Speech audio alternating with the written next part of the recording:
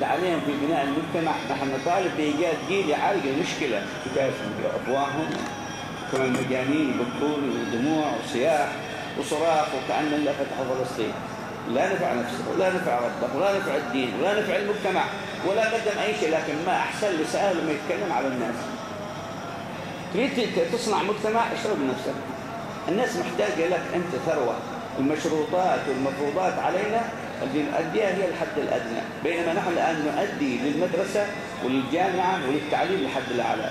الدنيا ثانوية يعني إضافية، والأصل أثناء الإنسان بربه. ما كان معهم ثياب ولا سيارات ولا حضارة ولا أموال ولا بنوك ولا تجارة، وصلوا إلى أطراف فرنسا، وصلوا إلى أطراف الهند، وصلوا إلى إندونيسيا، وصلوا إلى بلدان عديدة. هذا توصيف مهم لأجل لا تخرجوا من الأربطة إلا إذا عرفت الهدف. تعرف نفسك تعرف ربك، أعرف نفسك تعرف مجتمعك، أعرف نفسك تعرف حاضرك، أعرف نفسك تعرف مستقبلك. ما عرفت نفسك والله بتهينها، بأراك عبارة عن وجه ملآن شهوة وقلة أدب، وما بغيت حد يقول لك جرحت خاطري. أنا ما أجرح خاطرك، ده إبليس اللي فيك. أنا ما أجرح شخصيتك، شخصيتك مباركة. أنا ما أريدكم تنزلوا إلى الحياة وتتخرجوا بنفس هذا الأسلوب. نحن نريد شباب يحملون حل الناس، يعالجون الناس معالجة، ما هو ندخل في مجتمع موبوء ونصاب بنفس الوباء. في لابد يكون قضية. أي القضية؟ الهدف. إذا كان الهدف أنك تمسك كرسي وميز وتدير شيء من قبل الإدارة لهذا الشيء، فأنت قاصر جدا. وأنت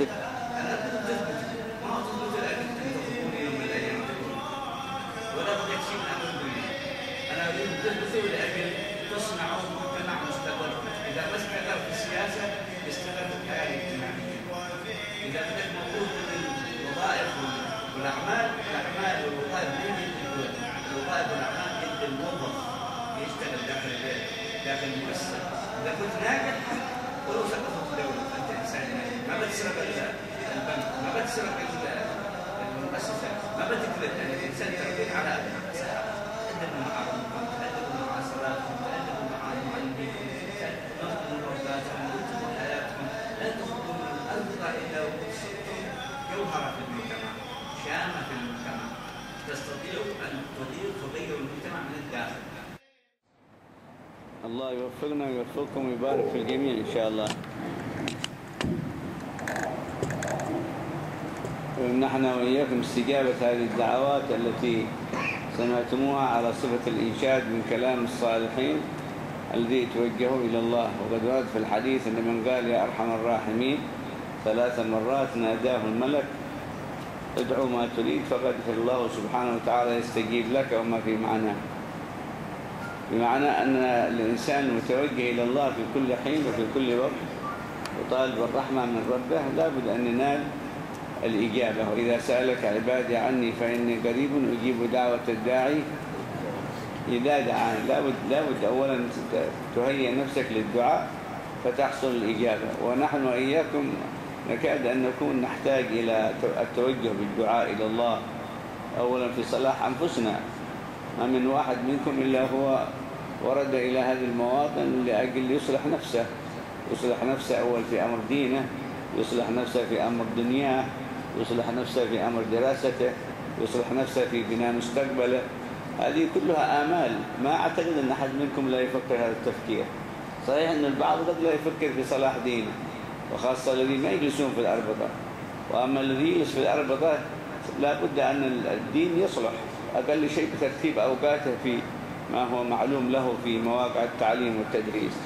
وأما مسائل متعلقة بصلاح مستقبله وصلاح وظيفته وصلاح دراسته فهذا يكاد أن يكون الغالبية من الناس ما خرجوا من بيوتهم ولا سافروا ولا ارتحلوا ولا تحملوا الغربة وتحملوا البعد عن الأهل وعن الوالدين وعن الوطن إلا لأجل يأخذون نصيبهم من هذا الطموح الذي يريدوا أن يبنوا به المستقبل. أو بمعنى أدق إذا كان بعض الشباب أكثر سعة لأجل يصلح المجتمع بما يتعلم به.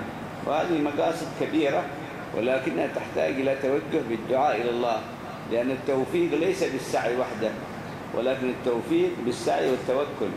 فأن تسعى إلى عملك، وأن تسعى لدراستك، وأن تسعى لوظيفتك، ولكن عليك أن تجعل لك وقودا باطنيا أو سببا يربطك بالله، فيكون عملك طاعة وعبادة.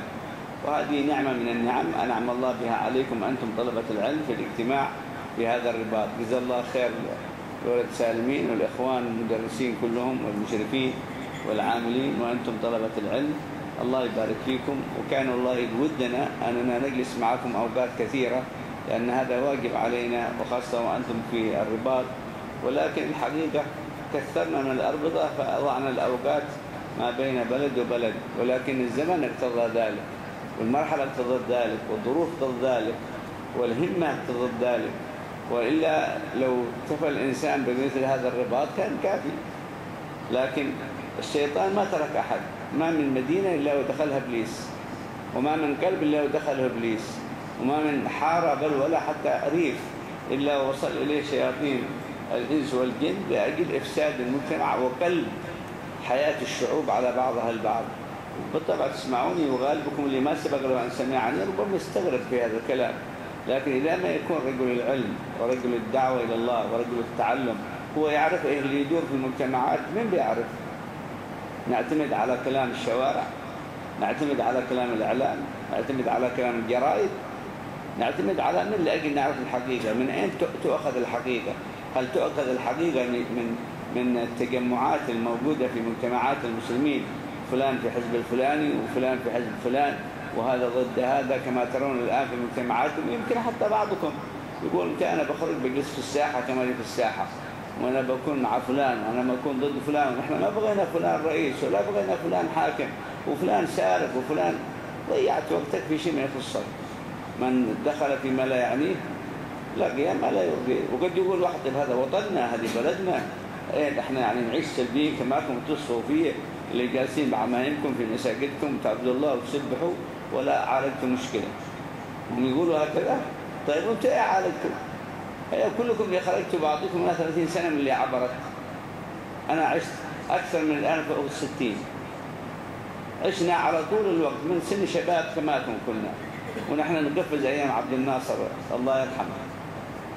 يعني أول ما بدأت عندنا هذه الثورات وهذه التغيرات الديمقراطية وتغيير الإنسان والحريات وإطلاق حريات المرأة وحريات الشباب وإعطاء الإنسان حقوقه، من ذيك الأيام يتكلمون فيها. وكبرنا الآن وعلى دور بغيت حد يعطينا حق ما حصل. لا علمي وتعليمي ووالدي وأسرتي والأسلوب اللي أخذته في منهج السلف هذا الذي نفعني. واليوم نحن نعطيكم نصيب من أجل تستفيدوا، ولا تخلون يضحكون عليكم جيل بعد جيل. كل ما ظهر ولد وبلغ 14 سنة فتح عيونه ورأى قدامه مشاكل الأرض قال وأنا أين موقعي، ودخل مع مجموعة وهي ضاع وقته وحسه وعلمه. وشوفوا الآن جامعات مغلقة وطلب علم بلا تعليم ومدرسين ما يبيسون عملهم ومنتظرين في آخر السنة يقولوا بغير ننجح.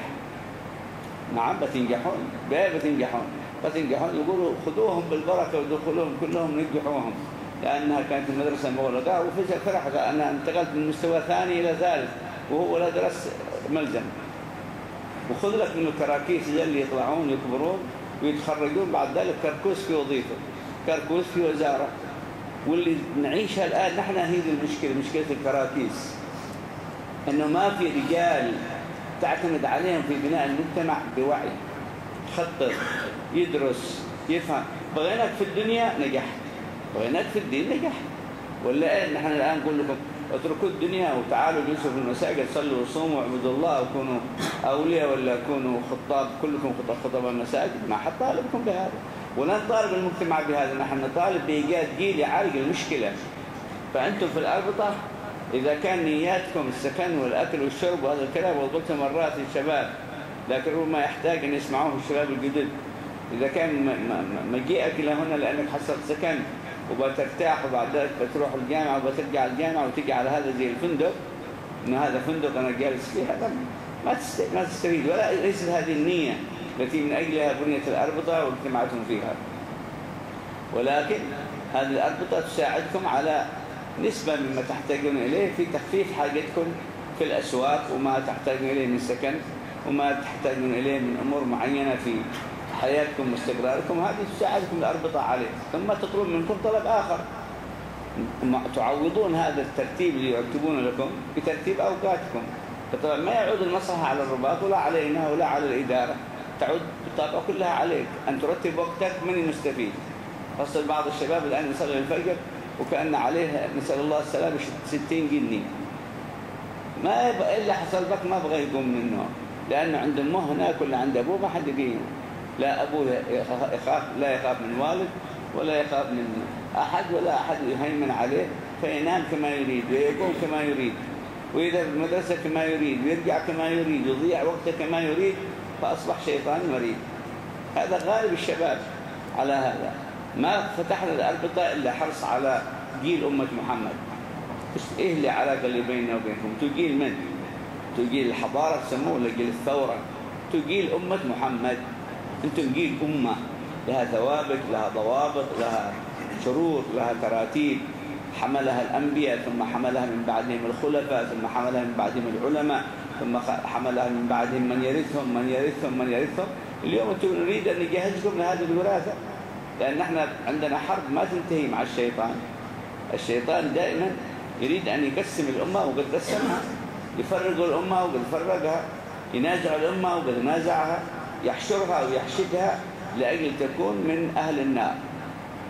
انظروا الآن في سلوككم باستخدام عقولكم، من يدعوكم إلى الجنة ومن يدعوكم إلى النار؟ هل هذه الأربطة الآن اللي ندعوكم إليها ندعوكم فيها إلى نار، ولا كما يقول بعض البداوة ولا بعض المستعين هؤلاء الصوفية يدعون الشباب والطلاب إلى الشرك؟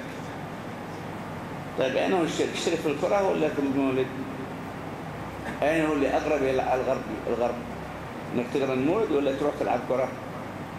تحتفل بالنبي ولا تحتفل بكأس العالم؟ أين هو أقرب إلى الشرك؟ تعرف الجواب ولا لا؟ يمكن ما تعرفش الجواب. إذا كان الشرك أن تصلي على النبي وتزور واحد ميت صالح، وهذا شرك وكفر، ويقابله بعد ذلك اسمح لك أنك تحتفل بكأس العالم، تقبل الكأس عادة، يقبلون الكأس من أفواههم، كما المجانين يبكون ودموع وصياح وصراخ وكأن الله فتح فلسطين. هذا جيل الضياع. لا ترضوا لأنفسكم بهذا. نحن ما قلنا لك لا تفرح بالرياضة، الرياضة عبارة عن وسيلة وهي مما يساعد الإنسان على النشاط، لكن تتحول إلى قضية وتترك مقابلها قضايا أخرى أو تعظمها أكثر مما ينبغي، فإن هذه أشبه ما تكون بالعقوبة. عندما يجتمع الناس، وهذا الكلام دائما نقول لكم لأجل يصلون على الحبيب، لأن أمرنا نصلي على النبي، ما في أمامنا شكل معين يلزمنا أن نلتزم به. أنا أريد أن أتخذ لكم أسلوب. اليوم أنا جبت لكم في فقه التحولات، وهو ما أخذ من الكتاب والسنة. حد بيقول منهم ده الأذكياء بيقول بدعة، ما كان على عهد النبي، ما كان على عهد الصحابة، ما كان على عهد السلف، ما قالوا العلماء حتى أنتم الشافعيين ما قلتوا ولا حتى الصوفية. إذا هذه بدعة، خلاص بدعة، وكل شيء عندكم بدعة، لأن وأنتم تتبعون. المشكلة أنكم تتبعون. تجد تدخل قرية ما فيها عالم ولا طالب علم، وكلهم يروح مبتدع، وكلهم يروح مخالف، وهم ايش يسوون؟ كل واحد محتمي في ركن، لا نفع نفسه ولا نفع ربه ولا نفع الدين ولا نفع المجتمع ولا قدم أي شيء. لكن ما أحسن لسائل لما يتكلم على الناس. والآن جربوا أنتم أنفسكم، ستجدوا جيل من الأجيال كل من عبر يعلقوا عليه، إنه رجل وإنه امرأة وإنه حكم وإنه علم وإنه إعلام، كل شيء يعلق عليه، لكن ما يعلق على نفسه. فلهذا لما اشتغلت الناس بالغير فشلت. تريد تصنع مجتمع، اشتغل بنفسك. الناس محتاجة لك أنت ثروة، تحتاج لك الناس، تحتاج لك المجتمع، تحتاج لك الأسرة. لا تشغل نفسك بما لا تحتاج إليه. شوفوا القرآن يخاطبكم، يقول للمؤمنين يغضوا من أبصارهم، غض بصرك عما لا يصلح. ما هو غض بصرك عن النسوان فقط، هذه واحدة من الشهوات، لكن غض بصرك عن السياسة، غض بصرك عن الصراع الطائفي، غض بصرك عن الصراع الاجتماعي، غض بصرك عن الصراع العقدي. غض بصرك، غض بصرك، لا تقرأ كتبهم ولا تشتغل بهم. تبقى ماذا تشتغل دراستك اللي أنت تتخرج فيها، ويجعل عقلك وهمتك فيها. الأمر الثاني، اشتغل بما أوجب الله عليك. كيف تحسن وضعك مع ربك في عبادتك، في صلاتك، في ترتيب أوقاتك، وبالحد الأدنى الآن المشروطات والمفروضات علينا التي نؤديها هي الحد الأدنى، بينما نحن الآن نؤدي للمدرسة وللجامعة وللتعليم الحد الأعلى. كل عقل الواحد مربوط بالحد الأعلى لأجل ينجح، لكن طريقة تعامله مع الدين هو الحد الأدنى.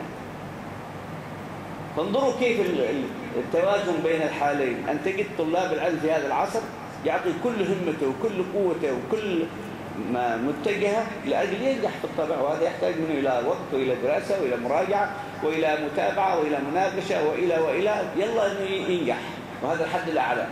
لكن لما تجي تراه في دينه كل يوم إلى أكل، وإذا أدى الصلاة يشوف نفسه ما حد كمان، وحتى لو كل واحد يصلي تصل ما شاء الله الحمد لله الحمد لله تقبل الله منك. إيه هذه الركعتين اللي عملتها لربك اللي أعطاك كل هذا العطاء، وهذه المدرسة والجامعة والوظيفة والحكومة والزمان والحزب أعطاك.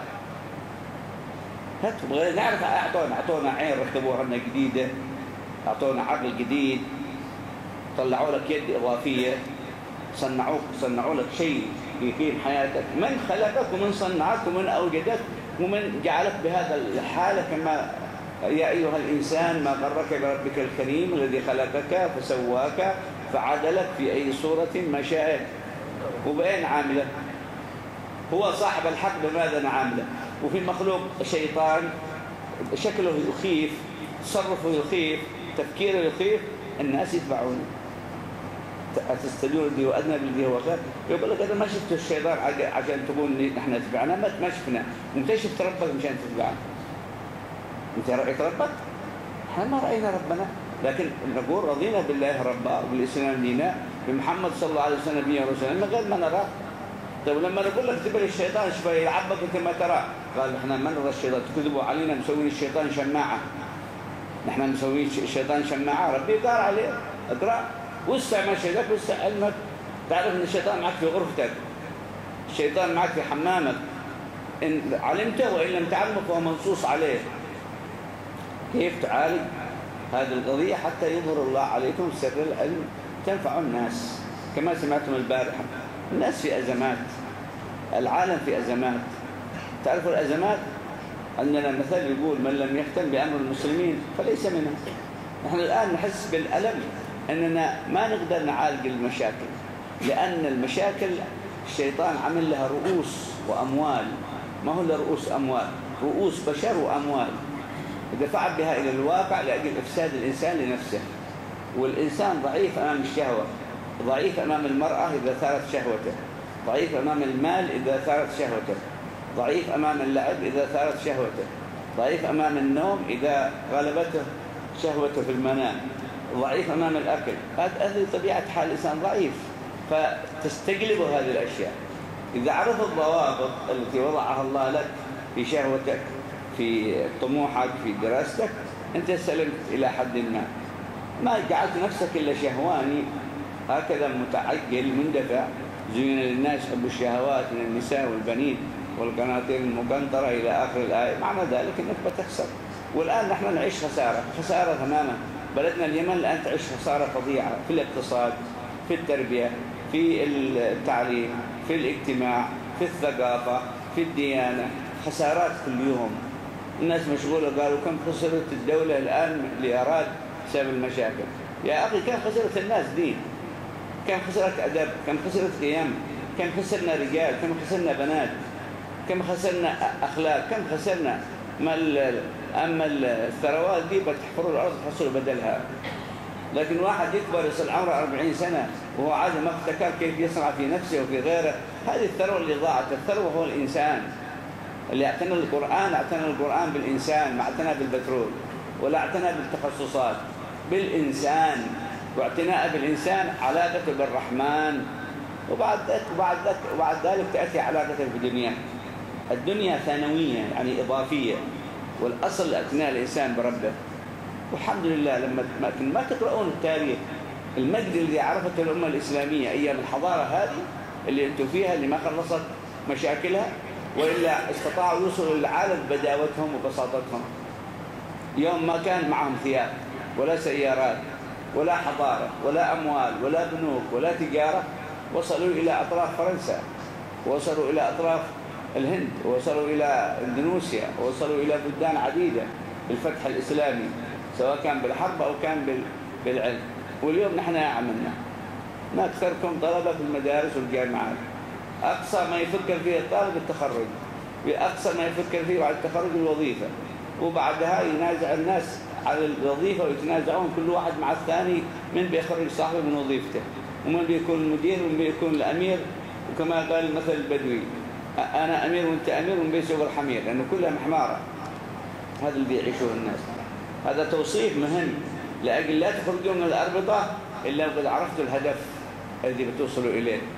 إذا عرفتوا الهدف الذي بتوصلوا إليه، والهدف ما هو من رؤوسكم، ما طلبناكم تتصنعوا الهدف، نحن نخاطبكم بالهدف، نحن نضع لكم هدف، نضع لكم وسائل ووسائط من خلال المدرسين، من خلال الكتب، من خلال المحاضرات، من خلال الندوات، لأجل تعرف نفسك. اعرف نفسك تعرف ربك، اعرف نفسك تعرف مجتمعك، اعرف نفسك تعرف حاضرك، اعرف نفسك تعرف مستقبلك. ما عرفت نفسك والله بتهينها، بأراك عبارة عن وجه ملآن شهوة وقلة أدب، وما بغيت حد يقول لك، ولك جرحت خاطري، أنا ما أجرح خاطرك، ده إبليس اللي فيك. أنا ما أجرح شخصيتك، شخصيتك مباركة، لكن إبليس مهيمن عليك، فأنا مضطر أن أخاطب إبليس فيك، أضطر أخاطب نفسك المريضة، أخاطب حواك اللي مهيمن عليك حتى تتحرر منه، تصبح إنسان بالمستوى الصحيح. فإذا تريد أن تنجح اسمع الكلام وابني حياتك على تحصيل هذا الهدف، يظهر الله عليك سر الكلام اللي تفهمه. نحن الآن نقرأ القرآن مصحف، هذا القرآن مصحف فيه مليان الكتب اللي في المصاحف أو المؤلفات كثيرة، يقول لك القرآن فيه سر، هي ابحث من أول إلى آخر وين تحسك وين هو السر. لأن الإنسان اللي ينظر بالشيء الحسي يفتكر كل شيء حسي، والجانب الحسي هو أصل الشيء أو جرم الشيء أو شبح الشيء. الجانب الخارجي هذا يعتبر الشيء نفسه، لكن سره الداخل. مثلا ما تأخذ برتقالة منقسمة إلى 4 أقسام: القشر واللب والبذر والعصارة، صح ولا لا؟ كل واحدة منها لها وظيفة. لو واحد حصل القشر وقال الحمد لله أكلته، أكلت برتقال أكلت القشر. لو كنت مثلا قد تأكل القشر، لكن تجد الإنسان يفتح الموز ويرمي القشر، طيب ليه ترميها؟ يقول لك عيالكم ما يأكلوها، يأكل الناس في اللب. إذا اسأل نفسك أنت في دينك وفي حياتك، سأكل اللب ولا تأكل القشر؟ إذا أنت تأكل القشر مع أنك قرد. وقد أشار القرآن إلى أناس يمسكون قردة وخنازير. القردة من حيث الاستتباع الضائع اللي بلا ضابط، والخنزير لأن ما في شخصية، ما في عنده غيرة على نفسه، ولا غيرة على دينه، ولا غيرة على أهله، ولا غيرة على أسرته، ولا غيرة على المجتمع، ولا غيرة على إصلاح المجتمع. الآن اللي تراهم هذا ما يغيرون على إصلاح المجتمع، يبحثون عن مصالح. كل اللي تراهم يتكتلون للأسف ما يدورون إصلاح مجتمع، كل واحد منهم يريد قسمه في هذه الدنيا وما فيها. خوف، انظروا، وإذا كذبت على أحد يعلم الله من الكاذب. أنا ما أريدكم تنزلوا إلى الحياة وتتخرجوا بنفس هذا الأسلوب. نحن نريد شباب يحملون حل الناس، يعالجون الناس معالجة، ما هو ندخل في مجتمع موبو ونصاب بنفس الوباء. يعني المجتمع المدني في بلدان الأمة الإسلامية يعاني إشكال، والمجتمع الرسمي هو صانع المشاكل. المجتمع المدني أنتم مجتمع مدني مهدم محطم، والمجتمع الرسمي الجهات الرسمية والإدارات والمؤسسات، هذه تنظم الفساد في الأرض، والمجتمع المدني يتقبل ذلك ويفسد. متى تصلحون؟ متى نصلح؟ الجامعات ما تصلح، الجامعات ما تعلم، الجامعات تعلم. أنتم طلعكم مجموعات جاهزة، كم منكم تخصصات في الرباط؟ كل تخصص لأجل بناء المجتمع الحسي، ما هو لأجل بناء المجتمع المعنوي. لكن الآن ما أنت في الرباط مطلوب منك جانبين: المجتمع المدني الجانب الوظيفي مطلوب أنك تقوم به، لكن ما هو هذا فقط، في جانب وظيفة وفي جانب قضية، هذه ميزان. جهة قضية، جهة وظيفة.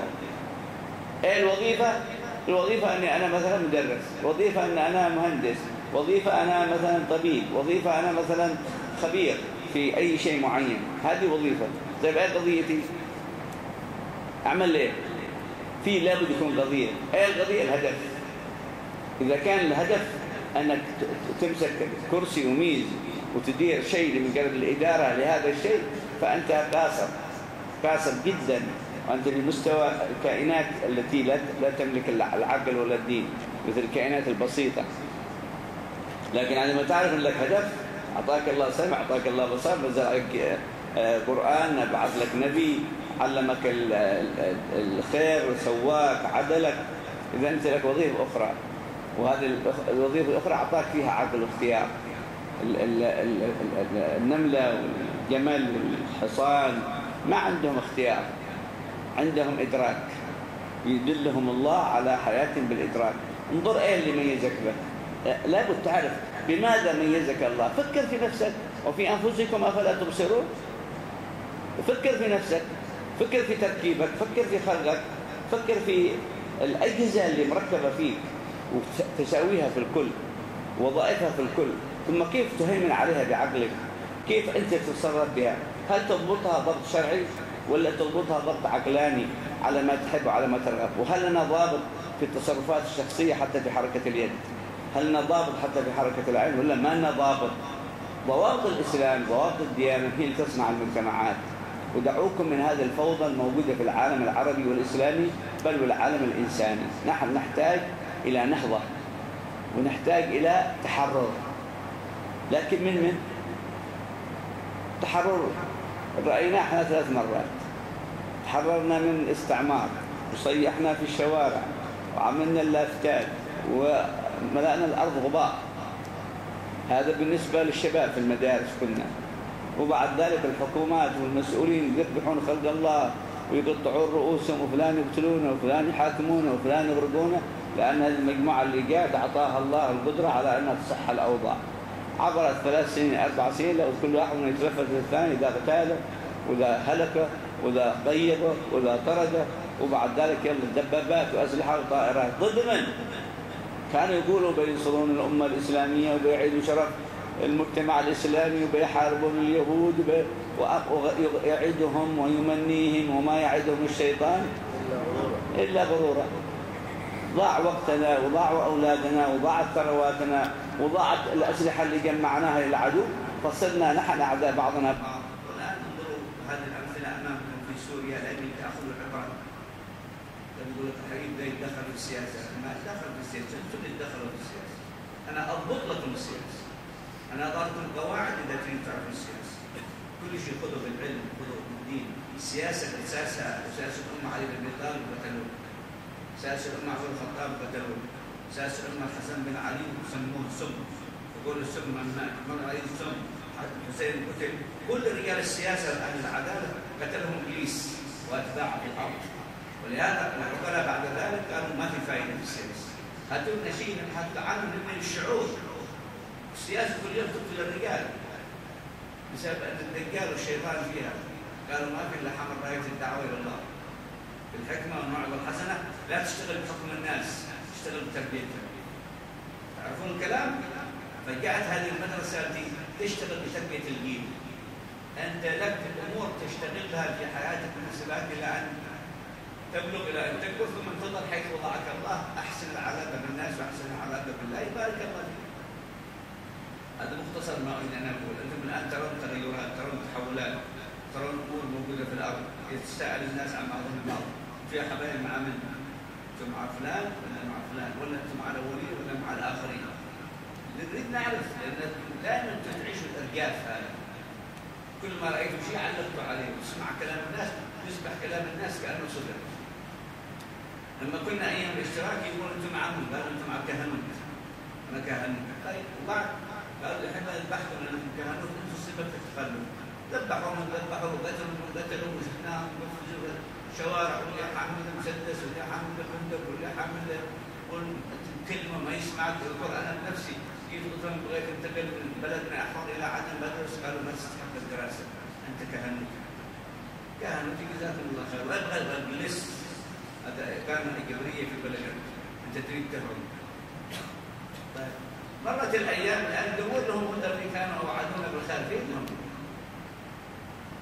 منعونا، ما لا منعوا انفسهم ولا صلحوا المجتمع ولا فتحوا شيء. الان نحن رجعنا على حسب ما نرى طريقتنا الجاهل اللي يسموها والتخلف والكهنوت والرجعيه وما ادري ايش. نحن الان نعيد صناعه المجتمع بهذه الطريقه، لان سنحسن بالصالح مع شيء من التحديث، مع شيء من اسلوب التغيير، لاجل ان نقول لهم انظروا هذا النموذج، جربوا انتم كل يوم بيسووا شيء جاهز بسنبل، ولا ما تسمون السنبل ده تسمونه كتالوج، ايش معك من بز، ايش معك من هذا، ايش صناع السيارة.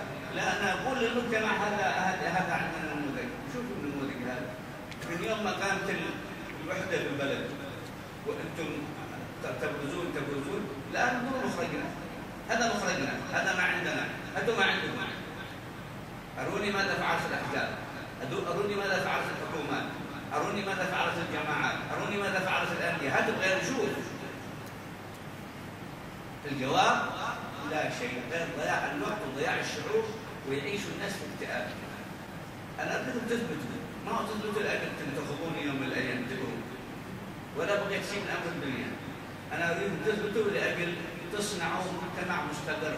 اذا ما استقر في السياسه يستقر في الحياه الاجتماعيه. اذا بدك موجود الوظائف الاعمال والوظائف ما هي يد الدول، الوظائف والاعمال يد الموظف بيشتغل داخل المؤسسه. اذا كنت ناجح ولو سقطت الدوله انت انسان ناجح، ما بتسرق البنك، ما بتسرق المؤسسات، ما بتكذب لانك انسان ترفيت على ادم. لكن الان تراه بمجرد ما يخرج الاداره يحصل فيها مشكله ولا تحصل قضيه تعدي والاداره تحصل حتى المكيفات والمراوح والبلاط تشالوا، لانه ما في تربيه رجال. كل هؤلاء لصوص منتظرين الفرصه، اول ما تظهر الفرصه لهم والله بياكلونك بياخذون ثيابك. اذا نحن نعيش في مجتمع ذئاب. كيف نعيد التربيه، نحول هذا الجيل الى جيل وعي، الى جيل ادراك؟ ما منعتم من دراسه ولا من وظائف ولا من تقدم ولا من تطور، من بيقدر يسوي شيء جزاه الله خير، لكن يجعل لك ضابط عقلي ويجعل لك ضابط روحي ويجعل لك ضابط وعي، تصير على طريقه تصير النجاح كما قلت لكم، مخرج النجاح من الارض ولله الحمد، مع انه ما انا المباشر لها، لكن انا ادعو لهم دائما ولهم النظر ولكم ان شاء الله الدعاء ولكم التوجيه العام. في شباب ما شاء الله مدرسين يخدمون ليل ونهار قائمين بامر الدعوه معكم، بامر التعليم، بامر التربيه، ساعدوهم بارك الله فيكم على ان ينجحوا في اظهاركم على الوجه الصحيح، ولا تعتقدوا انهم يخدمونكم لاجل عرض مال. الواحد منهم ما يجد منا شيء حتى فيما يحتاج اليه في اقل الاحوال. ما نقدر، لان احنا ما عندنا مؤسسات رسميه ولا عندنا تجاره ولا عندنا شيء، لكن عندنا همه، عندنا ايمان مستشعر ان نبذل من وقتنا ومن جهدنا لاجل حفظ مجتمعنا وحفظ بلدنا، وناتي يوم القيامه نحن وياكم في المحشر نقول يا رسول الله هذا الجيل لم يتلوث بالدم ولا بالدم، يكملون عند الرسول بارك الله فيكم، صلوا على الحبيب. ولا ما انتم مصدقين انكم بتجتمعون عند النبي؟ ما انتم مصدقين انكم بتجتمعون يوم القيامه؟ يمكن ده اللي يضحكوا علينا من اللي بروح فين؟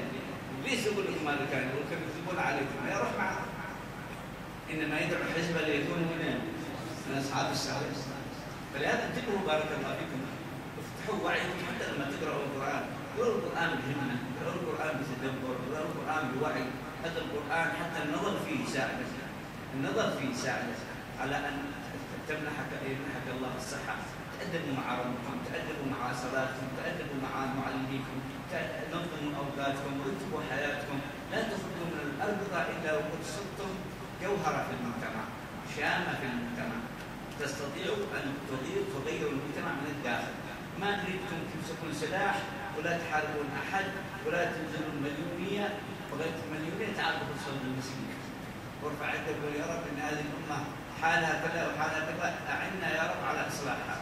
ومسك لك طريقة في إصلاح المجتمع، وتمر عليك 10 سنين فترى البذرة اللي ذرتها ظهرت. وترى بعينك اللي يدورون للإصلاح والمجتمع وترتيبه بالسلاح، مرة تسقط مجموعة، كل مرة تسقط مجموعة، وليس الحق يظهر كل مرة يضحك علينا كلنا. قال في سورة الحشر قال الإنسان كفر، فلما كفر يا ريت حتى لو ضل معه وقال أنتم تشتغل معي، قال له إني بريء منكم إني أخاف الله رب العالمين. انتكر إبليس يخاف الله رب العالمين، لكن الرؤية رب إني كذب كذاب. هذه مدارس الكذب والإفك، إذا احذروها وحرروا عقولكم وقلوبكم من هذه الفتن، ولا تشغل نفسك إيه اللي يدور في صنعاء وإيه اللي يدور في عدن وإيه اللي يدور في ليبيا. أنت الآن اشتغل بما يهمك، ما تسمع الخبر، مجرد سماع الخبر هذا شيء يخصك باعتبار ما يدور من الأخبار، كما نسمع خبر حصل في الشارع، لكن تتوصف مع هذا الخبر، تتكتل مع هذا الخبر، تبدأ تنازع نفسك لأن هذا الشيء يعني يجب أن يكون لنا رأي فيه، لا تدخل في شيء من هذا القبيل، وهذا ليس سهل، هذا صعب. لكن إذا وجدت التربية الواعية ستكون هذه الأمور سهلة عليك، في مأمن ولست منتفع ولا منتفع. وأرجو بإذن الله أن الله ينفعكم بما تسمعون ويبارك لنا في هذه الساعة وفي هذا اليوم، لأن كما عرف أن بعضكم عندكم جامعة وكذا اليوم نحن عطلنا عليكم ذهابكم من الجامعة، لكن نسأل الله يبارك فيما بقي الوقت تدخلون الدراسة وجمعنا الله بكم على خير وفي خير. وأرجو من الله تعالى أن يساعدنا في التقصير الذي عندنا في طلابنا والمدرسين والشباب الذي جمعناهم في هذه المواطن. يزيدكم الله من الخير والبركة، بقية مواطن التعليم وبقية مواطن العلم والأرض، نسأل الله أن يبارك فيها، بل يبارك في الجامعات ويبارك في الدراسات الحديثة والعصرية والمعاهد ومواقع التخصصات. نحن ندعو الله لهم بالبركة ويجعلنا من يحافظ على وقته ويحافظ على دينه ويحافظ على علاقته بهذا المجتمع وبغيره من المجتمعات على مراد الله وعلى الرسول على مراد رسول الله. بسبب الفاتحة وإلى حضرة النبي والفاتحة بالجامعة. الحمد لله رب العالمين الرحمن الرحيم مالك يوم الدين إياك نعبد وإياك نستعين اهدنا الصراط المستقيم صراط الذين أنعمت عليهم